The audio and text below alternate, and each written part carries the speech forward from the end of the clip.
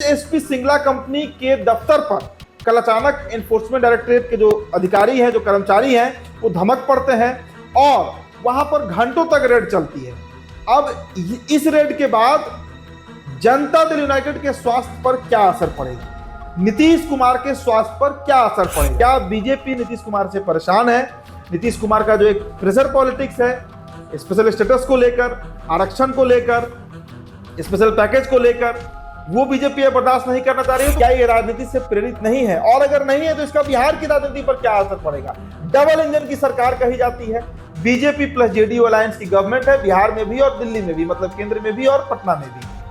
अब ऐसी स्थिति में अगर इस तरीके की छापेमारी हो रही है तो क्या इसमें बीजेपी का कोई इंटरफेरेंस तो नहीं है? नीतीश कुमार ने चुप्पी साध ली है, इस पर कोई प्रतिक्रिया देने को वो तैयार नहीं है, ना उनकी पार्टी इस पर बातचीत करना चाह रही है। लेकिन इसका असर तो बिहार की राजनीति पर भी पड़ेगा, क्योंकि अगर नीतीश कुमार तमतमाए तो ये सरकार जा भी सकती है। नमस्कार, स्वागत है आप सभी का द बिहार टॉप में। मेरा नाम उदित तारन है।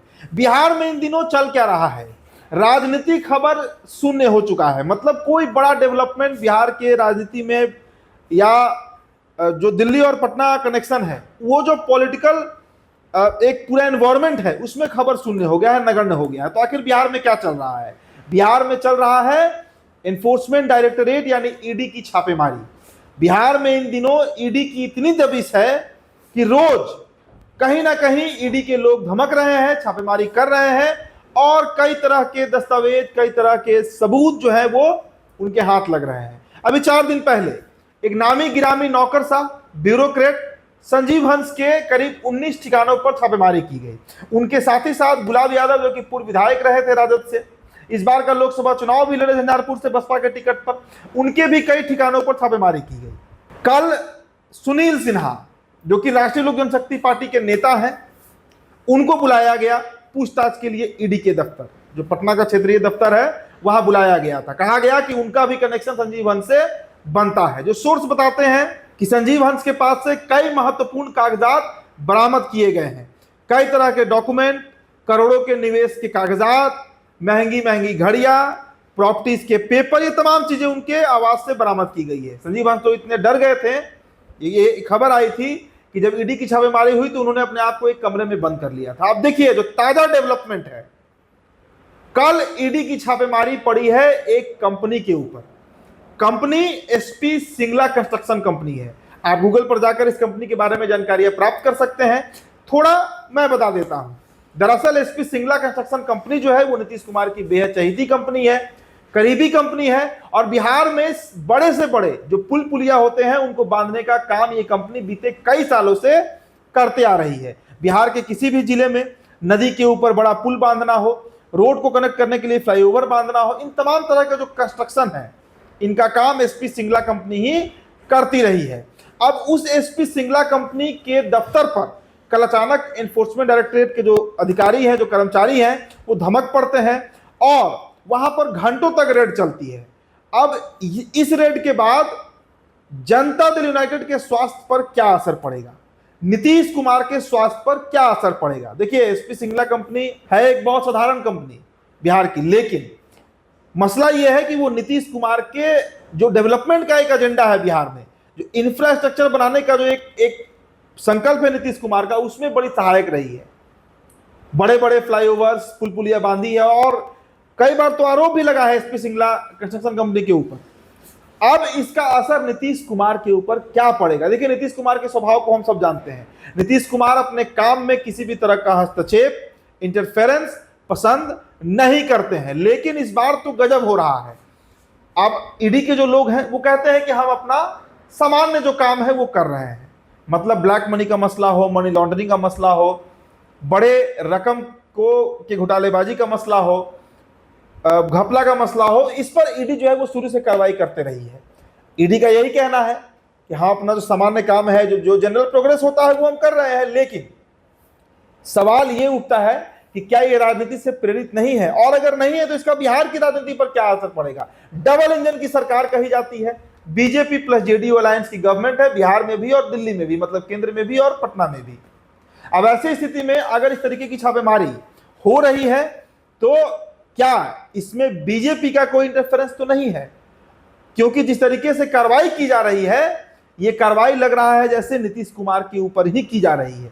और उससे भी बड़ा सवाल यह है कि जब बीते 4-5 दिनों के घटनाक्रम को अगर हम देखें तो कोई भी अधिकारी जिन पर छापेमारी हुई है उनका तबादला नहीं किया गया। ये भी एक बड़ा सवाल है कि आखिर क्यों नहीं किया गया, नीतीश कुमार एक्शन क्यों नहीं ले रहे हैं।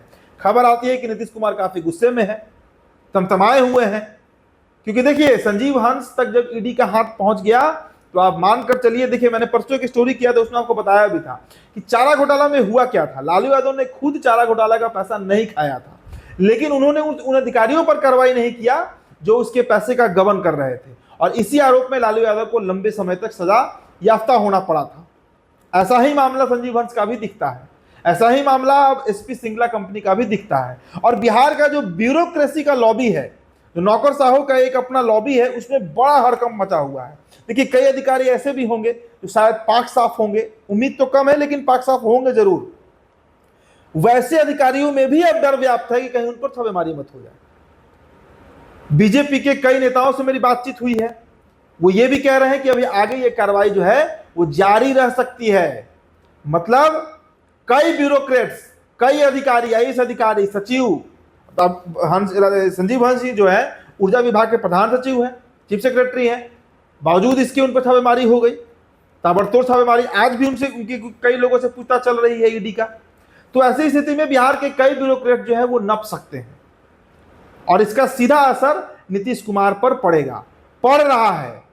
हालांकि नीतीश कुमार ने चुप्पी साध ली है, इस पर कोई प्रतिक्रिया देने को वो तैयार नहीं है, ना उनकी पार्टी इस पर बातचीत करना चाह रही है। लेकिन इसका असर तो बिहार की राजनीति पर भी पड़ेगा, क्योंकि अगर नीतीश कुमार तमतमाए तो ये सरकार जा भी सकती है। मतलब बिहार सरकार की मैं बात कर रहा हूं, और केंद्र में जो सरकार है वहां से नीतीश कुमार अपना समर्थन वापस भी खींच सकते हैं। लेकिन बड़ा सवाल ये उठता है कि आखिर बीजेपी क्यों ऐसा कर रही है, बीजेपी की क्या मंशा है।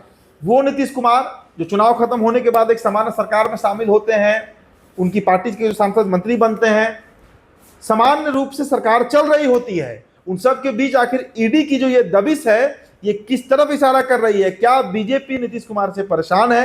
नीतीश कुमार का जो एक प्रेशर पॉलिटिक्स है, स्पेशल स्टेटस को लेकर, आरक्षण को लेकर, स्पेशल पैकेज को लेकर, वो बीजेपी बर्दाश्त नहीं करना चाह रही है। तो कई तरह के सवाल जो है वो अब उठने लगे हैं। लेकिन नीतीश कुमार की सरकार संकट में है। देखिए नीतीश कुमार की सरकार चलाते हैं ब्यूरोक्रेट्स। नीतीश कुमार शुरू से अधिकारियों के मुख्यमंत्री कहे जाते हैं। अफसरशाही बिहार में हावी रहा है, ये आरोप लगते रहा है नीतीश कुमार के ऊपर, और अब उसी अफसरशाही के ऊपर, उन्हीं अफसरों के ऊपर, उन्हीं अधिकारियों के ऊपर इस तरीके की छापेमारी बुरा संकेत है नीतीश कुमार के लिए, उनकी गवर्नमेंट के लिए, और उनके पूरे जो कार्य प्रणाली है उसके लिए। जो भी होगा वो तो अब बीजेपी तय करेगी, क्योंकि बीजेपी के कहा जाता है कि जो 3 पपेट्स कहा जाता है राजनीतिक भाषा में, तोता कहा जाता है, ईडी, सीबीआई और आईटी को, यानी इनकम टैक्स को।